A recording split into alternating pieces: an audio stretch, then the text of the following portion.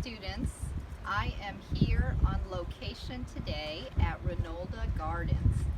I wanted to show you the gardens and Reynolda Village and Reynolda House because it's such a beautiful place to visit in our cities.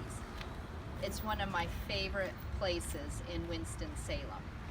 So I'm standing in front of the greenhouse right now, and sometimes this is open as a garden store where you can buy plants and flowers. And then all around are different buildings that are shops and restaurants. And these buildings used to be part of the Reynolda family estate. These were buildings for the farm and buildings that their workers lived in. So now we can go and walk around the gardens a little bit.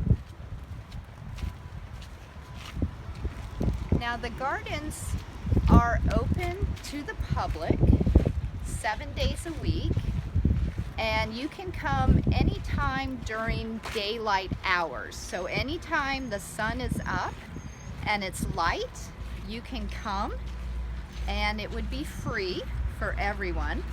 And you can see behind me in these windows, this is the greenhouse where they grow many different types of plants. And it's a fun place to just go inside and look around when it is open. Many different varieties of unusual plants. And then I want to show you the sign that talks about Reynolda Gardens and some of the rules about visiting. Reynolda Gardens was given to the community in 1961 by the foundation started by Mary Reynolds Babcock. And she was the daughter of Mr. and Mrs. Reynolds, who built this house. And Mrs. Reynolds, the wife, is the one who worked with a garden architect to design the gardens. And they just have a few rules: no food or drinks, no dogs, children must be supervised, must be watched, no running, jogging, or bicycling in the gardens, and you cannot put blankets on the grass in the garden here, but you can sit in different areas and have a picnic or relax. So let me show you a little bit more of the gardens here. This first part is separated into the pink and white garden and the blue and yellow garden. So let's take a quick look at the pink and white side of the garden. And you can see there are many different types of roses and other flowers.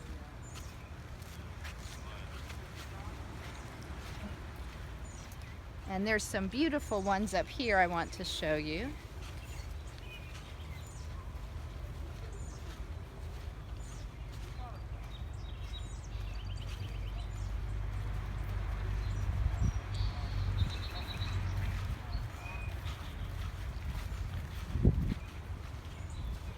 I thought these were very beautiful here.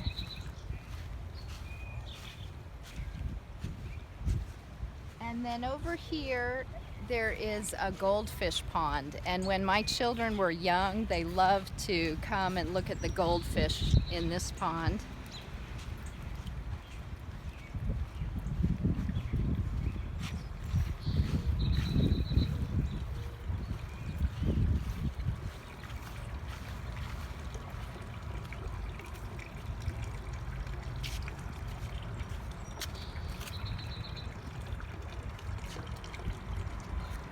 Now, the question that I want you to answer to show me that you have watched the video is, when were the gardens built? And they were built in 1917. 1917. So 103 years ago. 1917. And in the 1990s, they restored the gardens. They recovered them and brought them back to the original beauty. So that's your question for the video today. Now over here is some of the blue and yellow garden, and you can see how pretty that is. And then up here, these structures we're going through right now are called pergolas. Pergolas. And those are outdoor buildings that people would have in their gardens to give them shade from the sun and a place to sit. And the second half of the garden is up here. And the second half has vegetable gardens and rose gardens. The vegetable gardens are used to grow vegetables, and then Reynolda Gardens gives those vegetables away to food banks and other organizations in the city where they can give the food to people who need them. So you can see here many beautiful vegetables are already growing. And then up here is my favorite part of the garden. This is the rose garden coming up. The rose garden actually has over 800 rose bushes in it. 800 rose bushes.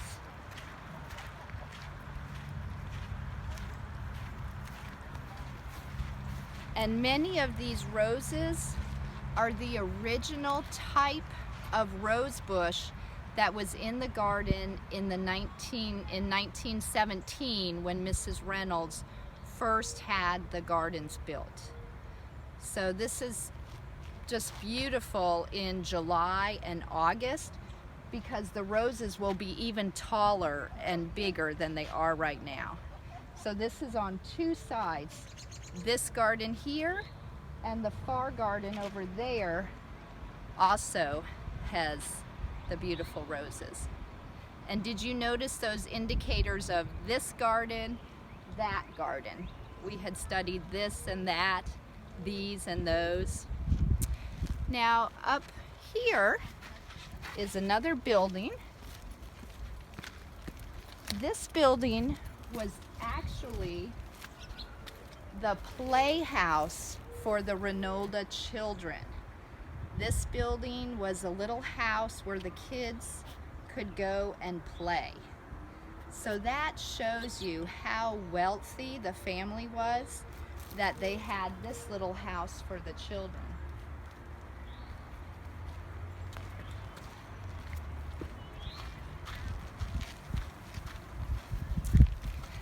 Now I would like to show you one more thing, and that is the house that the family lived in.